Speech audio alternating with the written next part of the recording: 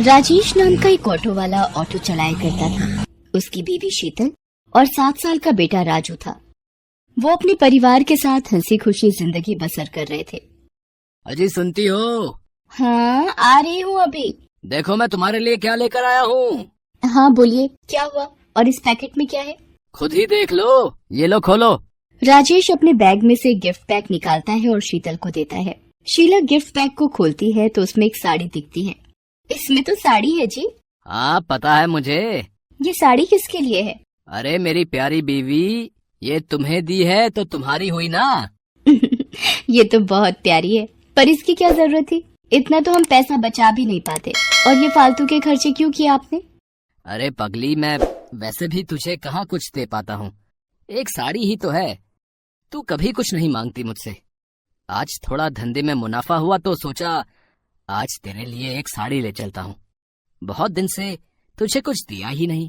मैं जानती हूँ हालातों को, तभी तो आपसे कुछ नहीं मांगती। चल अब ये बेकार की बातें बंद कर और इसे पहन कर दिखाओ। देखूं तो इसमें मेरी बीवी कितनी सुंदर दिखती है।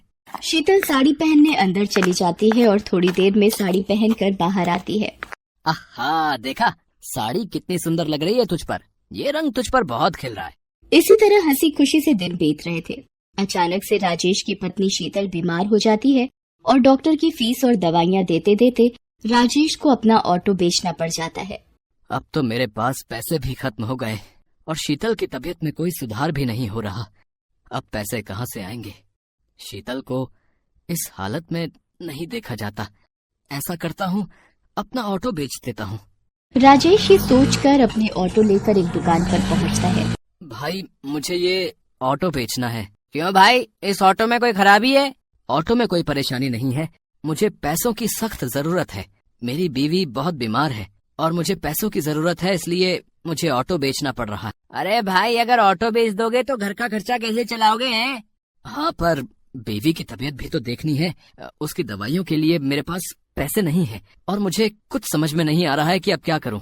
अरे भाई, एक काम कर सकते हैं आप। ऑटो बेचकर एक रिक्शा ले लो, जिससे कुछ पैसे भी मिल जाएंगे और तुम घर चलाने के लिए रिक्शा भी ले लोगे। क्या समझे? बात तो तुम सही कह रहे हो भाई। राजेश बात मान जाता है। राजेश ऑटो बेचकर एक रिक्शा ले लेता है और दिन रात उस पर मेहनत करता है। वहाँ राजेश की पत्नी की तबीयत अचानक खराब हो जाती है और वो उसे हॉस्पिटल लेकर जाता है। डॉक्टर साहब, मेरी पत्नी को एक बार देख लीजिए, उसकी तबीयत बहुत खराब है। ठीक है, इसे मेरे केबिन में लेकर। राजेश शीतल को डॉक्टर के केबिन में लेकर जाता है।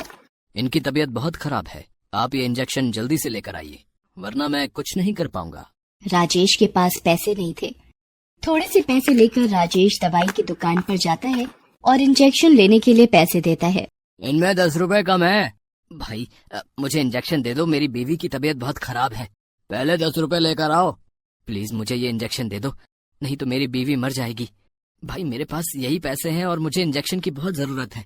राजेश उसी दुकान के सामने रोने लग जाता है। उस दुकान वाले से रोते रोते अपनी बीवी के लिए इंजेक्शन मांग रहा होता है, लेकिन वो दुकान वाला बहुत लालची था। वो राजेश को धक्का मारकर वहाँ से भगा देता है। अरे कुछ भी करो, मुझे 10 रुपए दो तभी इंजेक्शन मिलेगा, वरना निकलो यहाँ से। राजेश बिना इंजेक्शन के ही वापस आ जाता है और उसकी बीवी का देहांत हो जाता है। राजेश अपने बेटे के साथ रहने लगता है। उधर दुकानदार, जिसका नाम विपिन था, जहाँ राजेश के पास पैसे न होने पर उसने राजेश को धक्का देकर भगा दिया था, वो एक बहुत ही लालची दुकानदार था। वो दवाइयों से बहुत पैसा कमाता था, इसीलिए उसने अपनी बहुत जायदाद कर ली थी। आजकल धंधे में बहुत कमाई हो रही है, हर माल में मुनाफा हो रहा है। अब एक काम करता हूँ कि एक प्लॉट और ले लेता हूँ। हाँ। विपिन घर पहुँचता है और प्लॉट लेने की सोचता है। पापा पापा। तभी विपिन को अपने बेटे की आवाज सुनाई देती है और भागकर जाता है तो देखता है कि उसका बेटा जमीन पर बेहोश पड़ा है। वो अपने बेटे को लेकर अस्पताल पहुँचता है। डॉक्टर साहब देखो, मेरे बेटे को क्या हो गया है? ये बेहोश कैसे हो गया? पता नहीं, जब मैं इसके पास गया तो ये बेहोश पड़ा हुआ था। मुझे इसका चेकअप करना। डॉक्टर उसका चेकअप करता है तो वो विपिन को बताता है। अब क्या हुआ डॉक्टर? मेरा बेटा ठीक तो है? नहीं। क्या हुआ डॉक्टर? आप जरा तसल्ली रखें। क्या बात है डॉक्टर साहब, ऐसा आप क्यों कह रहे हैं? मुझे बहुत दुख के साथ कहना पड़ रहा है कि आपके बेटे को कैंसर है। विपिन के पैरों तले जमीन खिसक जाती है और वो पास की कुर्सी पर गिर जाता है। आप संभालिए अपने आप को। ये क्या कह रहे हो डॉक्टर साहब? ऐसा कैसे हो गया? ये सच है विपिन जी। अब क्या कर सकते हैं? मेरा बेटा ठीक तो हो जाएगा ना? हाँ, उसके लिए कुछ महंगी दवाइयाँ जरूरी हैं और कुछ टाइम इलाज करना पड़ेगा और आपको थोड़ा सब्र रखना पड़ेगा। विपिन अपने बेटे का इलाज करवाना शुरू कर देता है। इस इलाज में बहुत पैसा लगाता है पर उसका बेटा ठीक नहीं होता। एक दिन उसके बेटे की तबीयत ज्यादा खराब हो जाती है तो डॉक्टर उसे दवाई लेने के लिए भेजते हैं। जैसे ही दवाइयों की दुकान पर जाता है, दवाई मांगता है। अब भाई मुझे ये दवाई जल्दी से दे दो। ये दवाई तो बहुत महंगी है, क्या तुम्हारे पास इतने पैसे हैं? विपिन अपनी सारी जमीन जायदाद गंवा चुका था उसके इलाज में। अब उसके पास कुछ भी नहीं था, सिर्फ चंद रुपयों के अलावा। वो अपने सारे पैसे उसको दिखाता है और कहता है कि मेरे पास ज्यादा नहीं है, बस यही रुपए हैं। इतने में दवाई नहीं आएगी, 100 रुपए और चाहिए। पर भाई मेरे पास इतने ही पैसे हैं तो दवाई नहीं मिलेगी। जाओ और पैसे लेकर आओ, जाओ। मेरा बेटा बहुत बीमार है, मैं आपके 100 रुपए जल्दी ही चुका दूंगा। चलो हटो, निकलो यहाँ से, पहले 100 रुपए लेकर आओ। तुम्हारे जैसे रोज आते हैं, चलो भागो यहाँ से, गरीब कहीं के।